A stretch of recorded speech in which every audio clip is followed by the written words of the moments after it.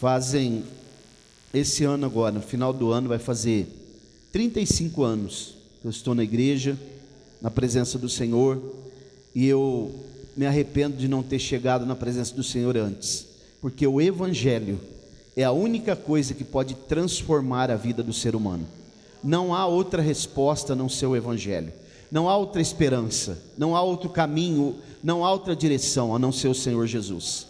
Por isso que eu estou no Evangelho, irmão, senão eu não estaria de forma alguma, até porque eu sou uma pessoa que eu não vou acreditando em qualquer coisa. Eu só estou no Evangelho porque realmente o Evangelho tem o poder de transformar. Amém? Vamos ler um texto na palavra de Deus para nós fazermos uma reflexão. Vamos ficar bem atento. Abra sua Bíblia no livro do profeta Daniel, no capítulo 11. Eu quero ler só o versículo 32.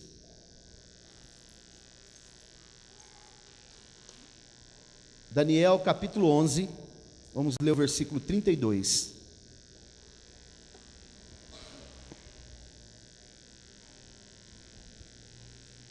Nós vamos atentar bem para a parte B desse versículo. Glória a Deus. Daniel capítulo 11, versículo 32. Diz assim a santa, bendita e eterna palavra de Deus: e aos violadores da aliança, ele com lisonjas perverterá, mas o povo que conhece ao seu Deus se tornará forte e fará proezas. Vou contar até 3. Nós vamos repetir essa última parte do versículo aqui. 1, 2, 3. Mas o povo que conhece ao seu Deus se tornará forte e fará proezas. Podemos dizer amém? Glória a Deus. Toda honra e toda glória seja dada ao nome do Senhor Jesus.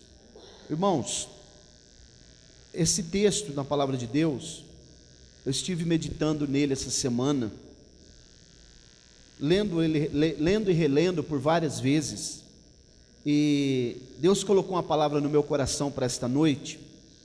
Essa palavra que eu quero falar com vocês, ela não é triunfalista, até porque eu não sou um pregador triunfalista. Eu não sou um pregador que tem o costume de ficar pregando vitória, vitória, vitória, porque você vai ter vitória. Não faz parte do meu perfil como pregador, porque os irmãos já conhecem que eu sou muito voltado para a Escritura, no sentido da realidade que a Escritura diz. Mas lendo esta palavra essa semana, até porque o nosso Deus também é um Deus de vitória, o nosso Deus também é um Deus de realizações e de grandes feitos. Durante toda a história da humanidade, Deus sempre usou alguém em caráter emergencial, e Deus sempre realizou grandes coisas, e Ele não mudou, Ele é o mesmo. A carta aos Hebreus, o capítulo 13 e o versículo 8, diz: Jesus Cristo é o mesmo, ontem, hoje e eternamente. Ele não muda, quem muda somos nós. Pode mudar as tendências, pode mudar a moda, nós podemos mudar de endereço, mudamos de roupa, mudamos de casa, de carro, mudamos muitas coisas, até os costumes, mas Deus é imutável, Ele não muda, não há sombra de mudança e nem variação, né? O profeta Malaquias, lá no livro do profeta Malaquias, Deus diz assim: porque eu, o Senhor, não mudo. Tiago 1,17 diz: toda boa dádiva e dom perfeito vem do alto, descendo do Pai das luzes, o qual não existe nem sombra de mudança e nem variação. O texto que acabamos de ler, se a gente fosse falar do contexto histórico, do capítulo 11 do livro do profeta Daniel, nós iríamos falar sobre grandes conflitos aqui, sobre o reino do Egito, o reino da Síria. Há um contexto profético aqui, Mas nesta noite eu quero me atentar para o sentido temático desse texto que nós acabamos de ler. Você observou bem o que nós acabamos de ler? A Bíblia diz assim: mas o povo que conhece ao seu Deus se tornará forte e fará proezas. Agora, o que significa a palavra proeza? Fazer proezas. Fazer proeza, ela traz uma conotação, por exemplo, de você fazer uma façanha, algo extraordinário, perto da excelência. É isso que a palavra proeza diz. Você já ouviu alguém dizer: olha, aquela pessoa fez uma grande proeza? Por exemplo, quando um atleta nas Olimpíadas ou num evento mundial, uma Copa do Mundo, ele tem um momento assim de grandeza, ele conquista. Um atleta que faz um gol, por exemplo, numa final de Copa do Mundo, ou quem sabe uma seleção que conquista a Copa do Mundo, eles vão dizer: olha, aquela seleção, aquele atleta, ou quem sabe um atleta nas Olimpíadas que conquista a medalha de ouro, ele fez uma proeza, perto da excelência. Eu me lembro há pouco tempo, tinha um nadador norte-americano, Michael Phelps. Ele fez proezas porque ele conquistou muitas medalhas de ouro, e ele foi colocado como alguém que fez proezas. Agora, irmãos, o que a Bíblia está falando conosco aqui nessa noite, não é só fazer proezas e chamar a atenção dos homens. A Bíblia está falando conosco de nós servirmos ao Deus vivo e fazermos proeza também no reino de Deus. E esse texto que nós lemos, que diz assim: aqueles que conhecerem a Deus, aqueles que conhecem, o povo que conhece a Deus. Primeiro ponto dessa mensagem: o que é conhecer a Deus? Você que está aqui nessa noite, se eu perguntasse, ou se eu perguntasse para mim mesmo, para qualquer um de nós aqui, nós conhecemos a Deus? Quem é Deus? O que Deus faz? Quem é o Deus que você conhece? Onde Ele mora? Qual é o endereço dele? De que forma você enxerga Ele? Há muitas formas de enxergar a Deus, e há muitos deuses que os homens criaram. Por exemplo, um dia eu conversei com uma pessoa: como que você imagina Deus? Ele disse: eu imagino um senhor bem velho, né? Uma barba bem branca, e com um cajado assim na mão. Eu falei: esse é o Papai Noel, esse não é Deus. Porque Deus, irmãos, a Bíblia nos mostra que Ele é multiforme, o Deus vivo.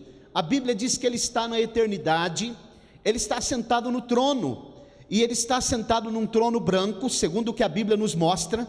Esse trono, ele é confeccionado com uma pedra preciosa, uma safira branca, muito, muito rara, né? Se alguém um dia tiver a oportunidade de ver uma caneta daquelas Mont Blanc, uma caneta cara, ela vem com uma pequena pedrinha branquinha, que é uma pedra de safira. Por isso que a Bíblia chama o trono de trono branco. Esse Deus está sentado no trono, e a Bíblia, que é a palavra dele, a bússola, como foi dito nesta noite, ela nos mostra que Ele está governando todas as coisas. Não passa nada aos olhos dele, tudo está patente aos olhos dele, tudo Ele está vendo. Aquilo que aconteceu essa semana Ele já viu, aquilo que você falou esta semana já está registrado no livro dele. Aquilo que você recebeu como notícia, antes que você e eu recebêssemos a notícia, Deus já sabia. As pessoas que você conheceu ao longo da sua vida, já está marcado nos anais da história de Deus, porque Deus, Ele não é como os homens. O nosso Deus é infalível, o nosso Deus, Ele é grande, o nosso Deus, Ele sabe tudo, dele não passa nada, as coisas estão detalhadamente sob o controle dele. Então eu quero te apresentar nesta noite o Deus da Bíblia, o Deus que está no controle da natureza, o Deus que controla o vento, o Deus que controla o mar e as ondas, o Deus que controla todos os animais, que chama cada um deles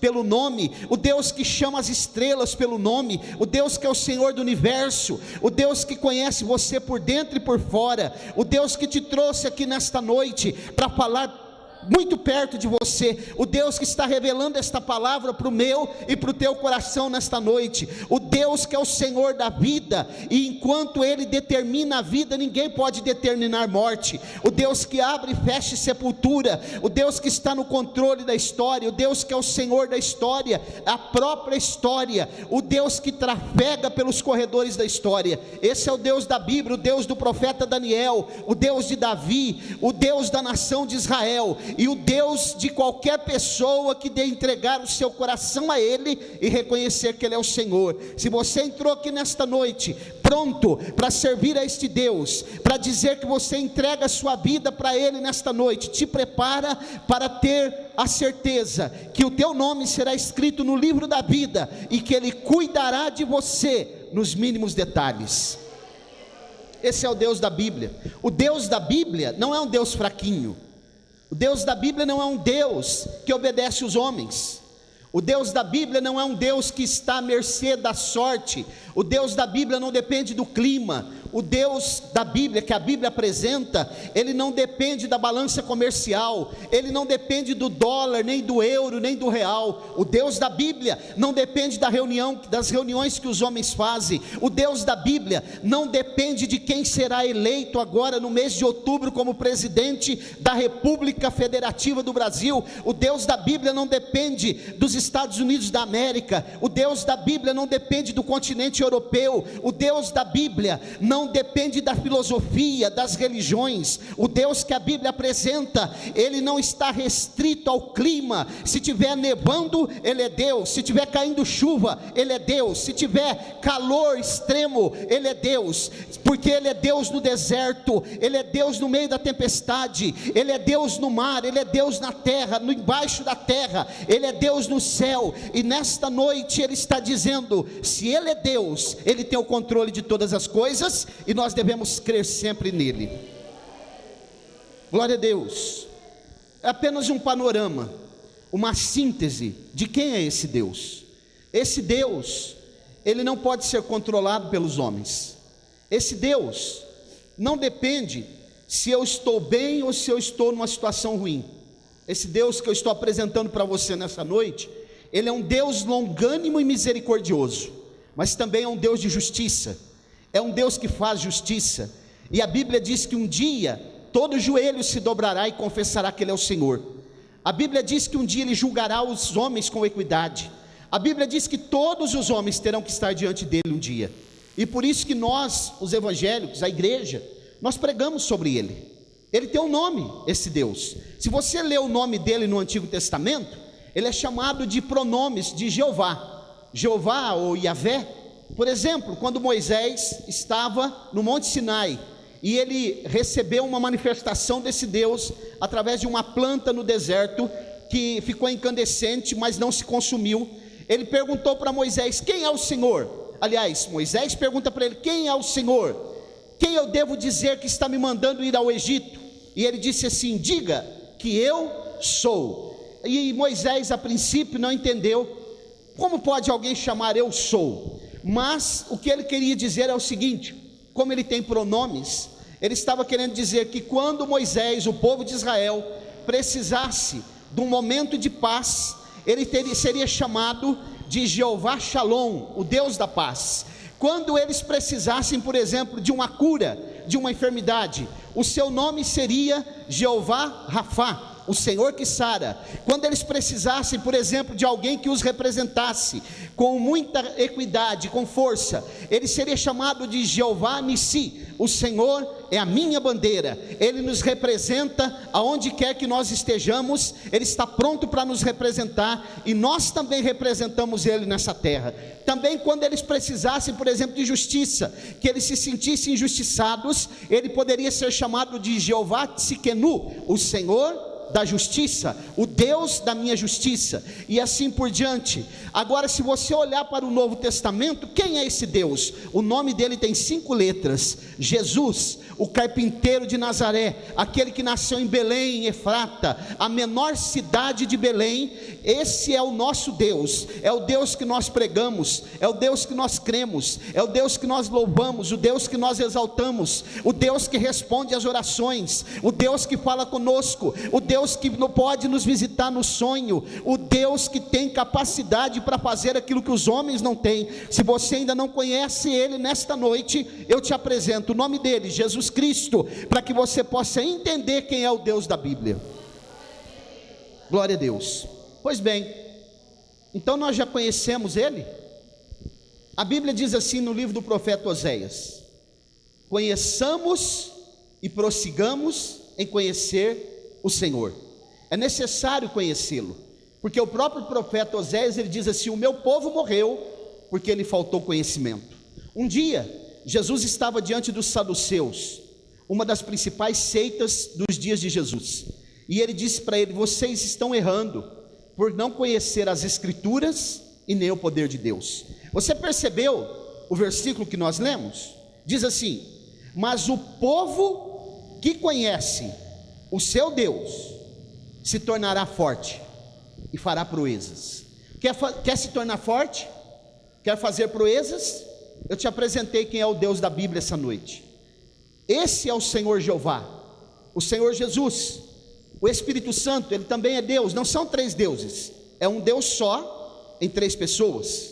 Agora, quem conhece esse Deus, e hoje, se você ainda não conhece, ele te trouxe aqui para se apresentar. A Bíblia está nos garantindo que quem conhece Ele, primeiro, se tornará forte. Como nós, irmãos, que somos tão frágeis, tão debilitados, tão pequenos, um fanisco de terra, um fragmento de barro, alguém tão pequeno como nós, podemos nos tornar forte. Mas a Bíblia tem um texto que diz assim: diga ao fraco, eu sou forte. E tem um outro texto que ainda diz assim: se no dia da angústia te mostrares frouxo, a tua força será pequena. Então quem conhece o Deus grande, o Deus soberano, o Deus de todas as coisas, ele tem que ser forte. Como a irmã Áurea falou aqui, já foi dito que nós temos que confiar nele sempre, porque ele é a nossa esperança. Os homens falham a todo momento, os homens não têm a resposta para os anseios que nós temos, mas o Deus da Bíblia tem. O Deus que chamou Davi, o Deus que chamou o profeta Daniel.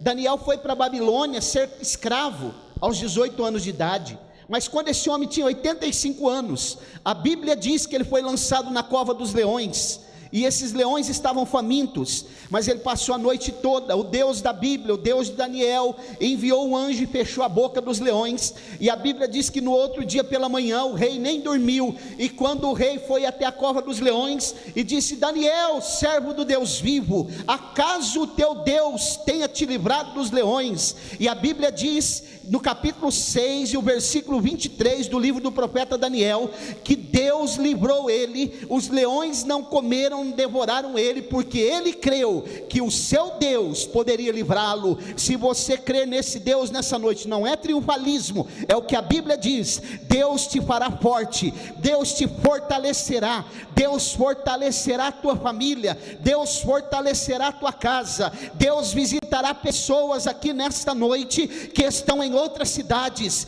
porque o Deus da Bíblia não mente, o Deus da Bíblia não falha, o Deus da Bíblia não retrocede, o Deus da Bíblia não frustra, o Deus da Bíblia não decepciona, o Deus da Bíblia não vai recuar, o Deus da Bíblia nunca vai perder batalha, o Deus da Bíblia está pronto para estender as mãos, e o profeta Isaías diz: quando passares pelo fogo, ele não te queimará, quando passares pelas águas, elas não te afogarão, quando passares pelos rios, eles não te submergirão. O Deus da Bíblia abriu o mar vermelho, o Deus da Bíblia usou um homem de pequena estatura, um moço de pequena estatura, para derrotar um gigante com quase 3 metros de altura, chamado Golias, apenas com uma pedra e com uma funda, porque esse Deus, ele não, de modo algum, ele deixa ser escarnecido, e aquele gigante havia escarnecido o Deus de Israel. Nesta noite, ele está se apresentando para você, dizendo: eu sou o Deus da Bíblia. Forte, quer ser forte? Agora, irmãos, tem uma coisa que, antes da gente ser forte, porque você sabe que a palavra poder no Novo Testamento, ela é a palavra dunamis, no grego, significa, se traduz por duas coisas: dínamo e dinamite. O dínamo, ele gera energia. A dinamite, você já viu a implosão de um prédio? Eles colocam algumas toneladas de dinamite e aperta lá um botão no interruptor, aquelas toneladas e toneladas de concreto, de ferro, vira pó. Tamanho o poder que tem esse artefato chamado dinamite. Então a força motriz do servo de Deus, daquele que conhece a Deus, é o Espírito Santo. Ele nos dá poder, e nós podemos agir com poder, com força, ser forte. Agora tem uma coisa que nos tira essa força. Primeiro, observe o que eu vou falar para vocês aqui. Nós precisamos, no momento da fraqueza, nos mostrarmos fortes. Mas tem uma coisa também: para sermos fortes, temos que reconhecer que somos fracos. Olha que coisa interessante, porque quando eu me achar muito forte, então eu serei fraco. Se eu me achar muito fraco, eu serei forte. Porque quando eu acho, como já foi dito aqui, que o meu braço resolve tudo, a minha caneta resolve. Quando eu acho que eu posso resolver com as palavras, com as minhas atitudes, com o meu intelecto, então nesse momento eu estou me colocando como eu próprio seja Deus. Então Deus, Ele não vai agir.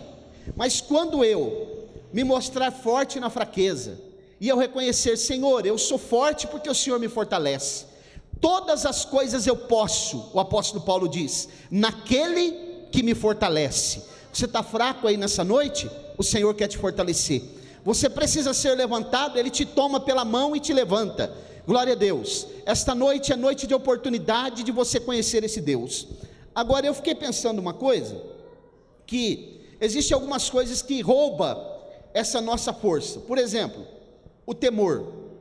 O temor é uma das coisas que mais enfraquece o ser humano na hora da luta, né? E como já foi dito, o diabo, que é o nosso inimigo, ele sabe, ele tem acesso à nossa mente através de algumas atitudes nossas. O olhar, por exemplo, quando eu olho, alguns tipos de atitudes que eu tenho, ele fica me observando, ele não sabe o que eu estou pensando, mas ele pode deduzir através de algumas atitudes.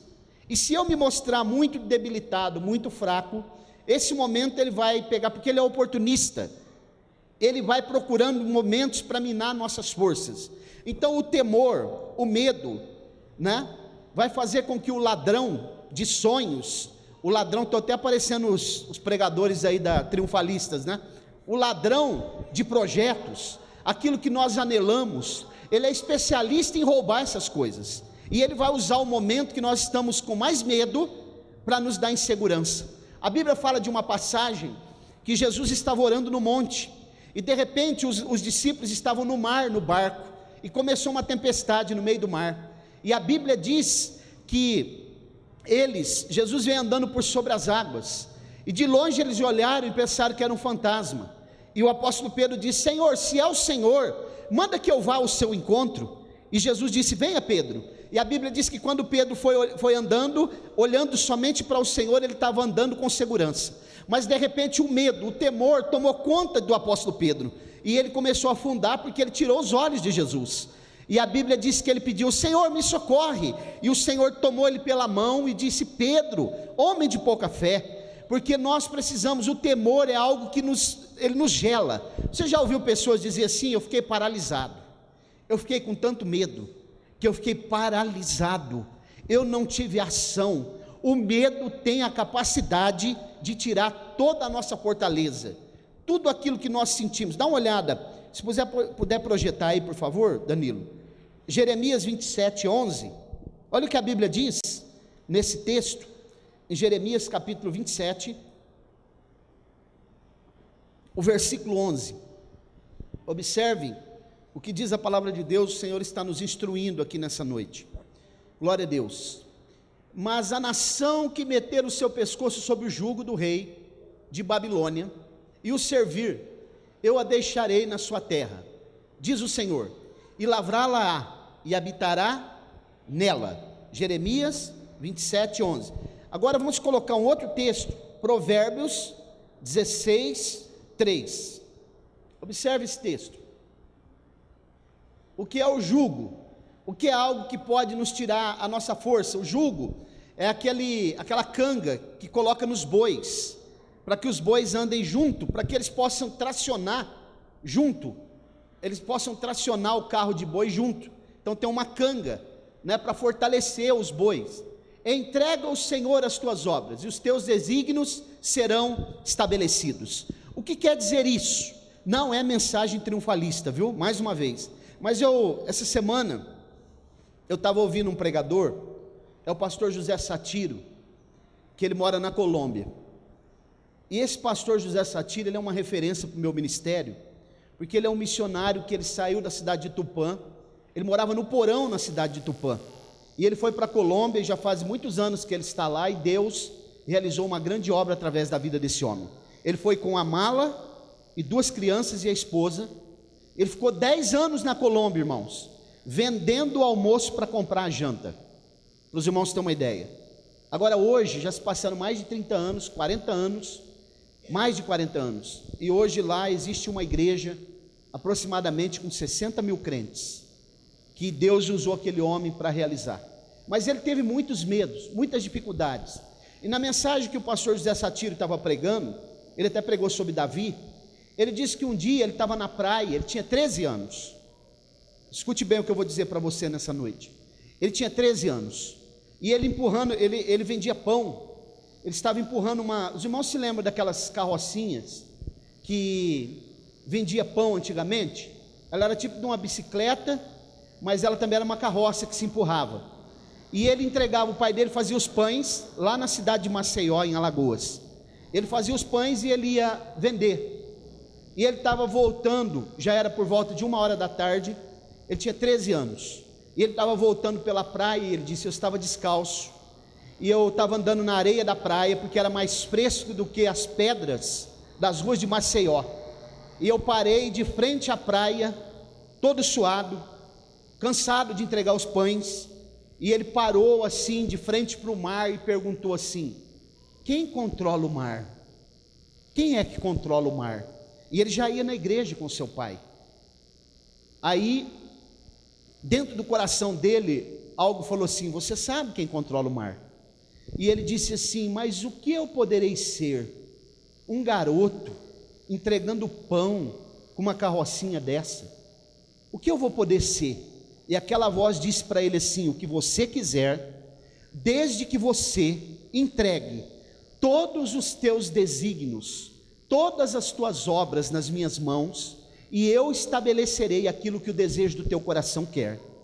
Passou-se muito tempo, ele veio para Tupã, e hoje ele é o homem que eu estou dizendo para vocês, já pregou em vários países, tem uma família grande, tem pessoas da família dele que estudam nos Estados Unidos. Deus realizou a vida daquele homem, porque ele entregou os desígnios do coração dele nas mãos do Senhor.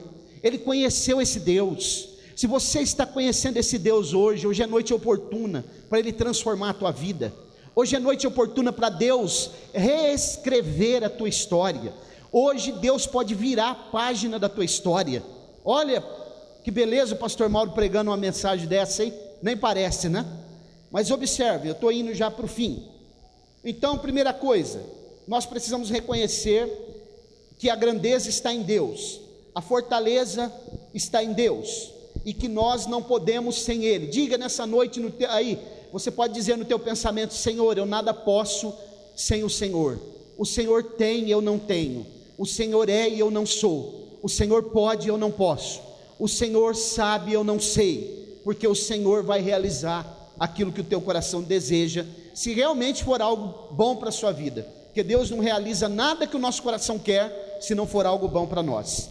Segunda coisa que eu quero pontuar aqui com vocês, algo interessante, primeiro, ser forte. Agora, como eu posso ser forte e vencer uma situação adversa, se ela for muito dura, muito difícil? Isso pode ser uma enfermidade, pode ser uma crise financeira, pode ser uma crise no casamento, pode ser uma crise familiar, pode ser uma crise, quem sabe, no emocional. Primeira coisa, passar da defensiva para a ofensiva. Se você está numa posição de defesa, como se fosse um lutador assim, ó, com a guarda erguida, o que Deus está nos orientando aqui nessa noite é para que nós possamos atacar aquilo que está tirando a nossa paz, se colocar forte. E mais uma vez eu vou citar Davi, enquanto Golias estava ameaçando o povo. Olha, irmãos, olha que interessante, uma coisa que eu não tinha pensado. Quem já leu a história de Davi e Golias? Eu estava ouvindo o pastor Zé Satiro pregar e ele disse isso. Eu fiquei pensando que você já leu na Bíblia, por acaso? Vocês que são leitores da Bíblia, vocês já leram na Bíblia que Golias venceu alguém? Está escrito que ele venceu alguma batalha? Mas por que quando ele se apresentou então diante da nação de Israel, e ele disse: se tiver um homem aí para me enfrentar, eu estou pronto. Se eu vencer, vocês serão nossos escravos. Se vocês vencerem, a quem vocês apresentar me vencer, nós seremos seus escravos. E isso aqui me chamou a atenção. E o pastor Zé Satiro disse uma coisa interessante. Ele disse: não tem na Bíblia que Golias venceu alguém. Ele só ameaçava. E a Bíblia diz que ele ameaçava 2 vezes por dia por 40 dias, cedo e à tarde. Mas sabe o que levou o povo de Israel a ter medo? Porque ele apresentou algo novo, uma estratégia nova. Até então, como se funcionavam as guerras?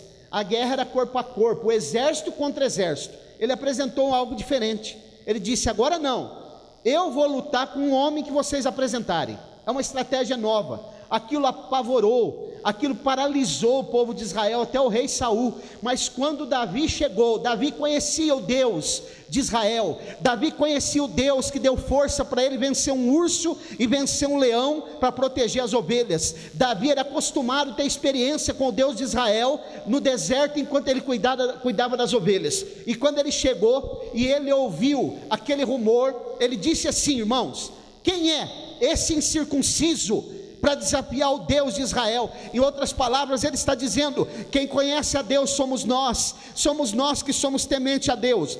Deus fala conosco e não com ele. E com uma pedra ele derrubou aquele gigante. Acabou o medo. Enquanto Saul estava temeroso, Davi disse: pode deixar, meu rei, meu senhor, que o teu servo vai pelejar contra aquele gigante. Então, irmãos, o que eu quero falar para você e para mim também nessa noite, pense nessa noite aí, daqui a pouquinho nós já vamos orar. Qual é o maior medo que você tem na sua vida nessa noite, nesse momento? Qual é aquilo que está mais te afligindo, mais trazendo medo para você nessa noite? Isso aqui é profético, viu, nessa noite. Quem tem ouvidos para ouvir, ouça. Se tem alguma coisa que está te deixando temeroso, sabe uma coisa que mais me deixa temeroso aqui em Colina, irmãos? Sabe o que mais me aflige aqui? É a necessidade de que essa igreja cresça, de que essa igreja avance, que as pessoas cheguem aqui, acreditem nessa mensagem, acreditem nessa palavra, creia no Deus da Bíblia, creia no Deus vivo. O que mais me deixa temeroso é o fato de que eu estou aqui em Colina já há quase 6 anos e as coisas têm dificuldade, nós temos muitas dificuldades. Você também deve ter nessa noite algo que está te deixando temeroso, e Deus está falando conosco. Coloque-se na ofensiva nessa noite, porque eu vou te fortalecer, eu vou te arregimentar, eu vou te municiar para você poder vencer. Eu vou te blindar nessa noite para você vencer o teu medo. E quando você vencer o teu medo, você ficará forte. E quando você se fortalecer, as muralhas vão cair por terra. Eu vou te mostrar que eu sou Deus na tua vida e que todas as coisas estão sob o meu controle. Nesta noite o Senhor está dizendo para nós aqui que Ele é o Deus vivo, Ele está se revelando, e esta palavra não é minha, é a palavra dEle. Glória a Deus. Atacar. Mais uma coisa, olha aqui: inteligência relacional.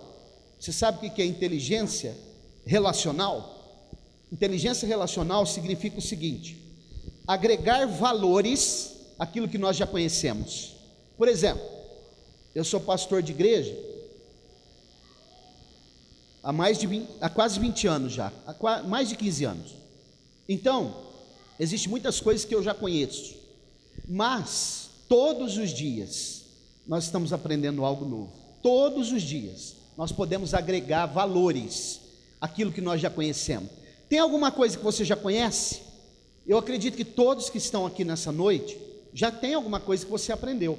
Alguns aprenderam na escola, outros aprenderam com um amigo, talvez em diálogo, em conversa.